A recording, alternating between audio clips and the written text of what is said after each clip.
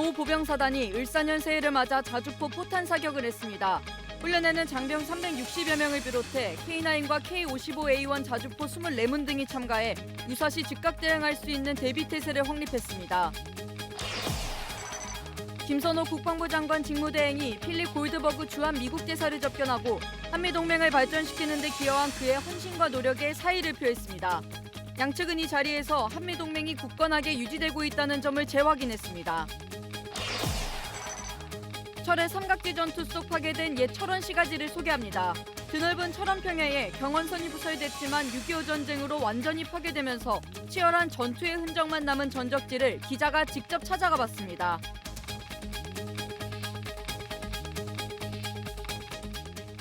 시청자 여러분 그리고 국군 장병 여러분 안녕하십니까? 1월 3일 KFN 뉴스 시작합니다. 육군 5 보병사단이 을사년 새해를 맞아 자주포 포탄 사격을 하며 완벽한 군사 대비 태세를 확립했습니다. 김은진 기자의 보도입니다. 매서운 칼바람이 휘몰아치는 새해 아침, 푸른 하늘이 시리도록 느껴지는 영하의 날씨에도 멈출 줄 모르는 자주포는 목표 지점을 향해 거대한 포연과 함께 불꽃을 내뿜습니다. 육군 제5 보병사단 올해 첫 포탄 사격 훈련은 경기도 연천군 부흥동 진지 일대에서 실시됐습니다. 적 도발 상황을 가정해 진행된 이번 훈련에는 K9 자주포, K55A1 자주포 24문과 장병 360여 명이 참가했습니다. 이번 포탄 사격은 5사단의 구호인 천하무적 상승 5사단의 부대 정신을 계승하고 을사년을 맞아 부대원들의 빈틈없는 즉강끝 대비태세 확립을 위해 실시됐습니다. 저희 명문 포병여단은 언제나 적과 싸워 승리할 수 있도록 막강한 화력 전투 준비 태세를 갖춘 여단이 되겠습니다. 5사단은 대전차용 지뢰살포탄 사격도 함께 실시하며 다양한 탄종에 대한 사격 능력을 끌어올렸습니다. 또 자주포 기동과 관측, 사격 지휘 등 사격 전 과정을 수행하며 부대원들의 협동심과 단결력도 키웠습니다. 훈련에 참가한 장병들은 적의 어떠한 도발에도 신속하고 정확한 화력을 투사해 강력히 응징할 수 있도록 새해에도 주어진 임무 수행에 최선을 다할 것을 다짐했습니다. 육군 5사단은 오늘 완벽하게 사격 훈련을 선보이며 을사년 새해를 활짝 열었습니다. 새해에도 우리 국군은 국민 여러분들과 함께하겠습니다. KFN 뉴스 김은진입니다. 김선호 국방부 장관 직무대행이 어제 필립 골드버그 주한미국 대사를 접견하고 한미동맹에 대한 헌신과 노력에 감사를 전했습니다. 양측은 한미동맹이 안보 환경 변화와 정치 상황에도 불구하고 굳건하게 유지되고 있음을 재확인했으며 골드버그 대사는 철통 같은 한미동맹에 대한 미국의 변함없는 지지를 표명했습니다. 골드버그 대사는 부임 이후 2년 6개월간 워싱턴 선언과 캠프 데이비드 합의 등 한미동맹을 발전시키는 데 기여한 바 있습니다. 김 직무대행은 앞으로도 골드버그 대사가 한미동맹 발전에 중추적인 역할을 하면서 지속적인 지지를 보내줄 것을 당부했습니다. 북한 관영매체 홈페이지에서 북한과 중국 수교 75주년을 기념하는 코너가 사라졌습니다. 반면 러시아 관련 코너는 남아 러북 밀착과 반대로 소원해지는 중북 관계를 보여주고 있습니다. 김철환 기자의 보도입니다. 지난해까지 북한 관영 매체인 조선중앙통신 웹사이트 첫 페이지 한 켠에는 중국 관련 기사 모음으로 이동하는 조중 친선의 해 2024 코너가 크게 자리 잡고 있었습니다. 하지만 해가 바뀐 직후 중국 관련 코너가 완전히 사라진 것을 확인할 수 있습니다. 북한은 중국과의 수교 75주년인 2024년을 친선의 해로 선포하고 지난해 4월 거창한 개막식을 개최했습니다. 그러나 개막식 이후에는 관련 행사나 상징적 외교 이벤트가 이어지지 않았으며 결국 폐막식도 없이 북한 매체의 관련 코너 삭제와 함께 조용히 막을 내린 것입니다. 앞서 지난 연말 북한 노동당 기관지 노동신문은 1, 2면에 걸쳐 블라디미르 푸틴 러시아 대통령과 김정은 북한 국무위원장이 연하장을 주고받은 사실을 대서특필했습니다. 하지만 시진핑 중국 국가주석의 연하장은 조중통이 세계 각국 지도자들의 연하장 소식과 묶어 작게 보도해 크게 비교된 바 있습니다. 이제 조중통 홈페이지에는 역사적 전환기를 맞이한 조로 친선 관계라는 러시아 관련 기사 모음 코너만 남아 소원한 중북 관계와 달리 갈수록 밀착하는 러북 관계를 보여주고 있습니다. KFN 뉴스 김철환입니다. 새해에도 러시아와 우크라이나 간 전투가 이어지며 피해가 지속되고 있습니다. 신소진 기자의 보도입니다. 우크라이나군이 현지 시간 2일 러시아 남서부 접경지 쿠르스크주 마리노 마을에 있는 러시아군 지휘본부를 공격했다고 텔레그램을 통해 전했습니다. 아울러 러시아 연방이 무고한 우크라이나 민간인을 상대로 하는 테러를 막기 위한 것이며 민간 피해를 최소화하기 위해 정밀 공격을 했다고 설명했습니다. 같은 날 러시아 국방부는 로켓과 드론을 퍼부어 우크라이나 군사산업단지를 지원하는 에너지 시설과 군 비행장 등을 공격했다고 주장했습니다. 또한 우크라이나 146개 지역에 있는 적의 병력과 군사 장비를 공격했다고 덧붙였습니다. 공격 범위나 피해 규모에 대한 언급은 없었지만 러시아 방공망이 우크라이나 전투기 한 대와 드론 97대, 미국이 제공한 고속기동 포병 로켓 시스템인 하이마스 로켓 6기를 격추했다고 밝혔습니다.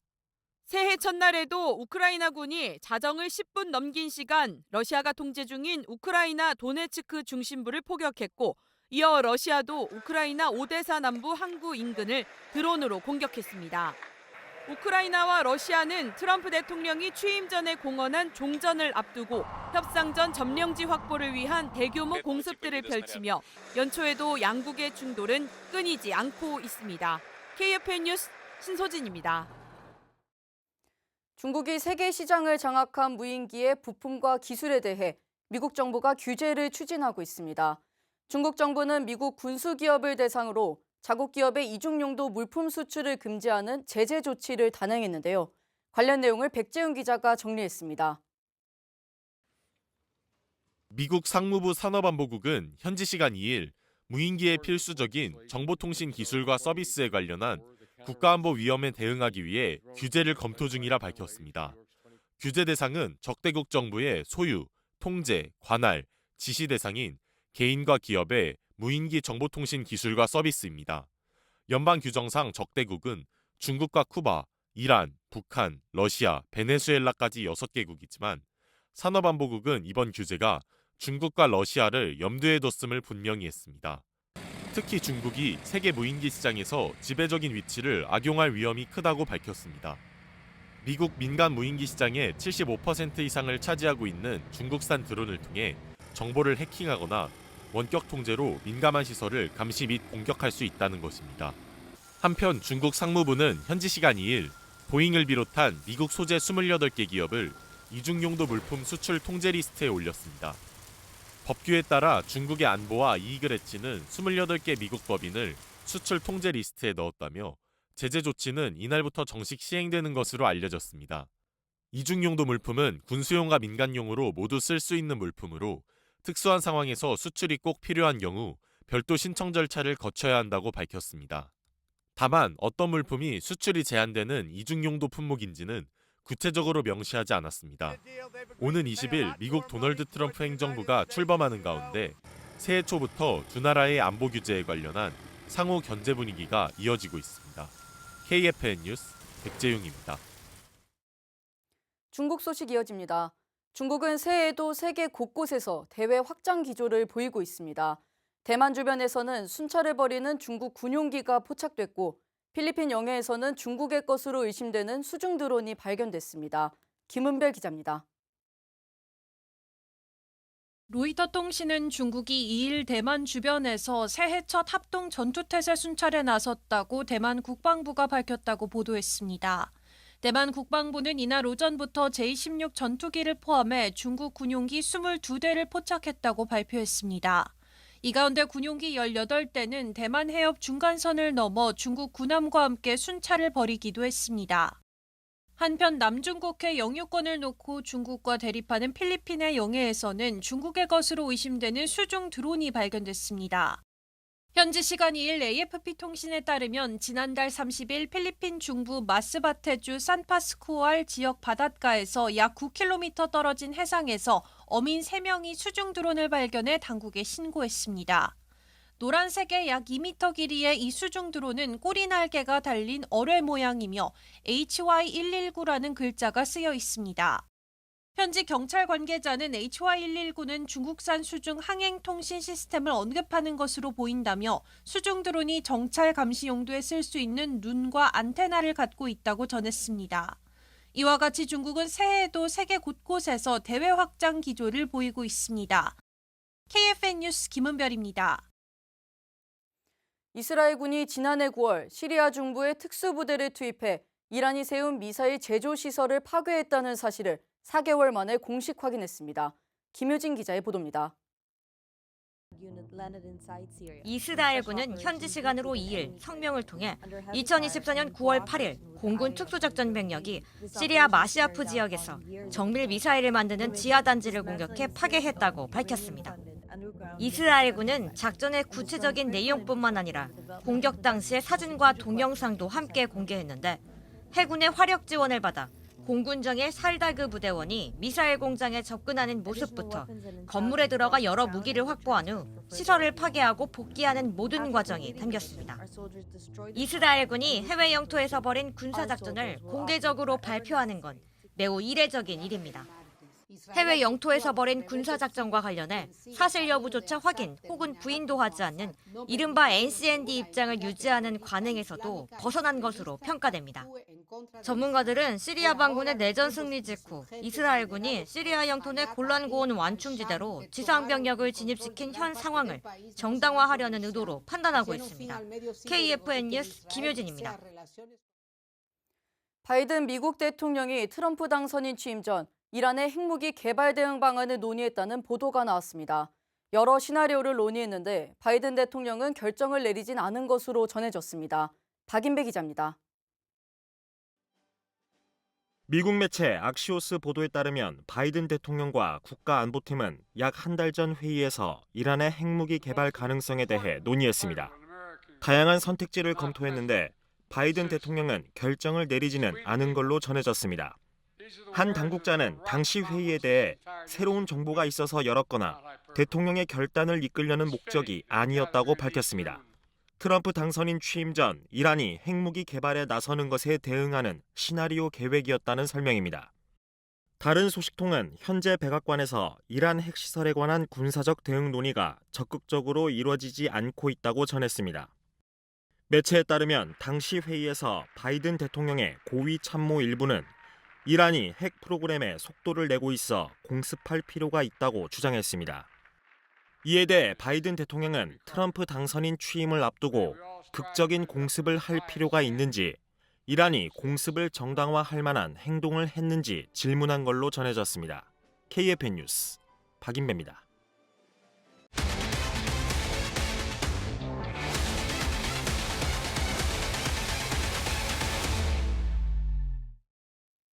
KFN 뉴스는 전투의 흔적이 담긴 전적지를 기자가 직접 찾아가고 있습니다. 올해 첫 순서는 철의 삼각지 전투 속 파괴된 옛 철원 시가지입니다. 안재현 기자입니다. 드넓은 평야가 펼쳐진 철원 평야는 한반도에서 지평선을 볼 수 있는 몇 안 되는 곳입니다. 이러한 평야를 일제는 각종 수리시설을 만들며 곡창지대로 만들었고 농산물을 본토로 반출시키기 위해 경선과 원산을 잇는 철도, 경원선을 부설합니다. 그 결과 철원은 궁예의 태봉곡 도성시설 이후 다시 한번 한반도 역사에서 큰 도시로 성장했습니다. 1930년 기준 철원의 인구는 8만 400여 명에 달했는데 이는 8만 3천여 명의 인구를 가진 춘천 다음 가는 수준이었습니다. 하지만 이 모든 것은 6.25 전쟁의 포화 속에 바스라져 역사 속으로 사라졌습니다. 일제시대 때 수많은 사람들이 오가던 이곳 철원역은 전쟁으로 인해 완전히 파괴되면서 사람들이 발길이 끊겼고 지금은 이렇게 잡초만 무성히 자라는 폐허가 됐습니다. 전쟁 전 경원선 철원역은 경성으로 출근하는 직장인과 금강산으로 여행을 떠나는 여행객들로 북적였고 용산역 다음 가는 이용객 수준을 자랑했었습니다. 하지만 철의 삼각지를 둘러싼 전투의 포화 속에 철원역을 비롯해 시가지까지 철저히 파괴되고 맙니다. 곡창지대이자 교통의 요지인 철원을 확보하기 위해 1952년부터 백마고지 전투와 화살머리 고지 전투, 그리고 김일성 고지전투와 같은 격렬한 고지전이 연이어 벌어졌습니다. 분단과 전쟁으로 파괴되고 끊긴 역사는 다시는 복구되지 못했고 잡소 속 겨우 모습을 드러낸 철로와 붉게 녹이 쓴 각종 철도 교통기구만이 이곳이 과거 기차역이었다는 것을 알려줄 뿐입니다. 철원이 과거 부유한 도시였던 흔적은 구철원 제2금융조합 건물터와 철원 농산물 검사소 건물을 통해 찾아볼 수 있었습니다. 건물의 기단과 금고로 추정되는 잔해만 남은 구철원 제2금융조합 건물터는 일제강점기 철원의 경제적 번성과 상업도시로서의 위상을 가늠케 합니다. 일제의 착취와 북한 정권의 양민 수탈 그리고 고문의 장소였던 농산물 검사소 건물만이 유일하게 제 모습 그대로 남아 역사의 아픔을 상기시킵니다. 빛이 바래고 페인트가 떨어져 나간 통일 염원의 침묵상은 언제 될지 모른 남북의 통일과 경원선 복원을 하염없이 기다리고 있습니다. KFN 뉴스 안재현입니다. 이어서 안승회 기자의 궁금해 시간입니다. 오늘은 육군 25 보병사단에서 벌어졌던 귀순자 유도 작전인 3.2천 완전작전에 대해 소개해드리겠습니다. 저는 지금 북한이 바로 눈앞에 보이는 GOP 작전 지역 내 3.2천에 나와 있습니다. 이곳은 지난 2012년 육군 25사단이 완벽한 귀순자 유도 작전을 펼치며 탈영한 북한군을 안전하게 구조한 곳입니다. 궁금해 이번 시간에는 당시 작전에 투입됐던 장병들을 직접 만나 자세한 이야기 들어보겠습니다. 원사님, 시청자 여러분께 인사 먼저 부탁드립니다. 한결! 25사단 아미타이거 시범여단 전투단에서 주임원사 임무 수행 중인 김재정 원사입니다. 3.2천 완전작전 당시에는 어떤 임무를 수행하셨어요? 12년 전에 25사단 청룡여단 비룡대대에서 행진복관 임무 수행 중이었습니다. 여기가 3.2천이에요? 네, 여기가 북쪽에서 저 임진강까지 연하는 3.2천입니다. 여기 작전 지역을 완전 관통하는 곳이네요. 네. 3.2천 완전작전 뭐 전반적으로 한번 설명 쭉 한번 해주시겠어요? 2012년도 8월 17일 낮이었는데 그날 여기는 바로 이쪽 초소에서 이제 상황 보고가 들어와가지고 제가 먼저 내려와서 이제 상장을 했지 않습니까? 제가 먼저. 여기 바로 2초소 초소 근무자가 연락을 한 거예요? 네네네. 그 년도 나름대로 또 머리를 잘 썼던 게 수위가 많이 불어나 있는 상태고 유속이 빠르다 보니까 좀 물 따라 내려온 겁니다. 물을 타고 내려온 겁니다. 물 타고 예. 약간 뭐 반은 헤엄쳐서 이렇게 왔을 수도 있겠네요. 예. 그래서 이제 조기서 붙어서 저희한테 신호를 보냈답니다. 최초에. 예. 그때 귀순자가 어느 쪽으로 이렇게 올라오게 된 거예요? 여기서 한번 자세하게. 지금 지형이 좀 많이 바뀌어 있습니다. 지형이 많이 바뀌었는데 좀 이렇게 이쪽으로 해서 이렇게 내려와서 요 밑에서 이제 저희가 이 자리에서 신병 확보했지 않습니까? 예.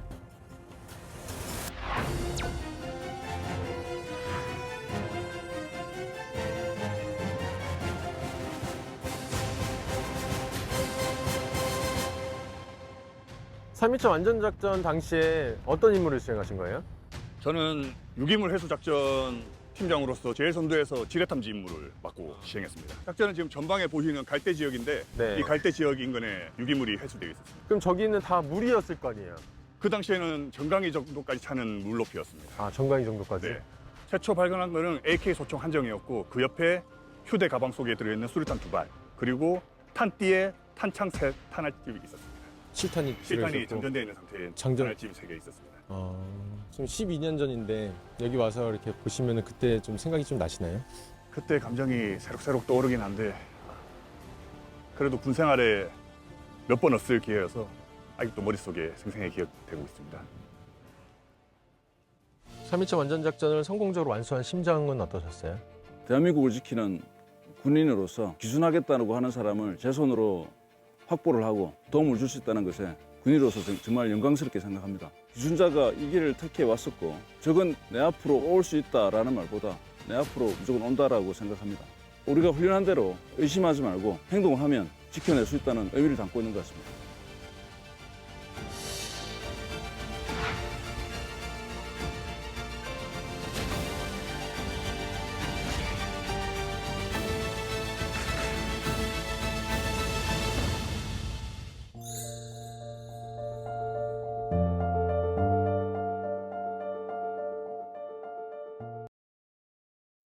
이어서 오늘의 국방단신 전해드립니다. 국가보훈부가 지난해 6월부터 시범 운영했던 모두의 보훈드림 기부 프로젝트를 추진할 누리집을 정식 개통했습니다.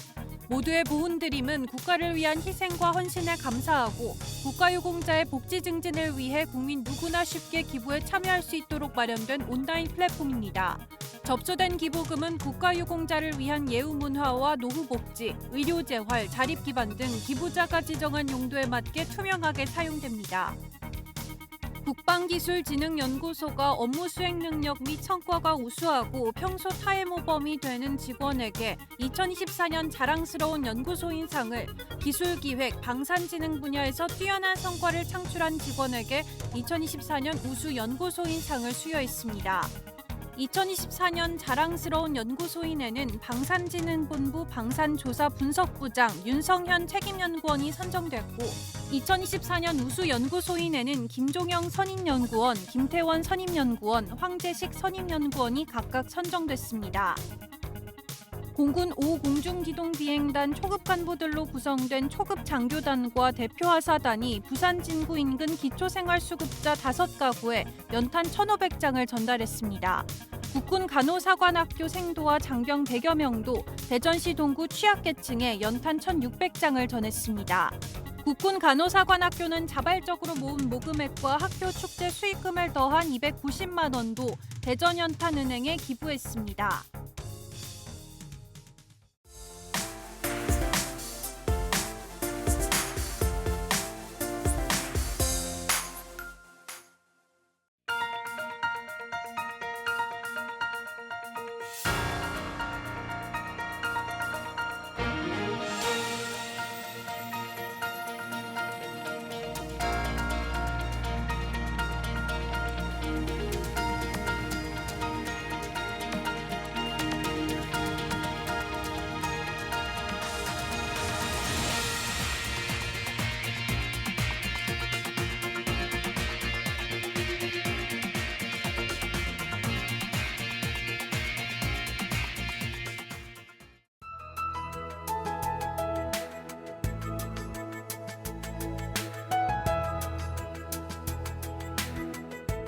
(1월 3일) 기상정보입니다.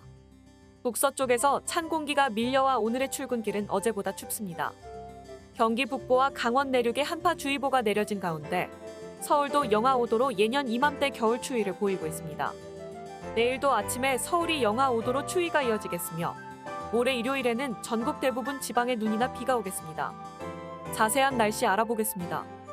오늘 예보입니다. 오늘은 전국이 대체로 맑겠으나 해안, 산악으로 강풍 영향 있겠습니다. 동해상과 서해안은 흐리고 눈이 내리겠으며 예상 강설량은 1에서 3cm입니다. 내일 예보입니다. 내일도 전국적으로 맑은 날씨가 보이겠으며 동해상의 강설은 오전 중으로 그쳐 이후에 구름이 많은 날씨가 이어지겠습니다. 내일 아침 최저기온은 서울 영하 5도, 원주 영하 12도 등 전국 대부분이 영하권으로 떨어지겠습니다. 한낮 최고기온은 서울 4도, 광주가 7도입니다. 오늘은 해안 산악에서 강풍으로 항공작전에 일부 제한이 있겠습니다.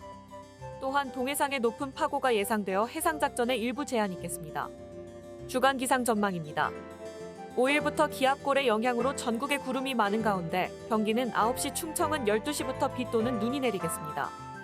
6일부터 전국이 대체로 맑은 날씨가 지속되겠으나 7일부터 차가운 고기압의 영향으로 한파와 강풍이 예상되며 서해안으로 지형적인 영향에 따른 눈이 예상됩니다. 기온이 영하권으로 떨어지고 바람도 약간 강하게 불어 체감온도가 낮아지겠으니 출근길 보온과 건강관리에 각별히 유의하시기 바랍니다. 이상 공군 기상단 제공 기상정보였습니다. 이것으로 KFN 뉴스를 마칩니다. 시청해주신 여러분 고맙습니다.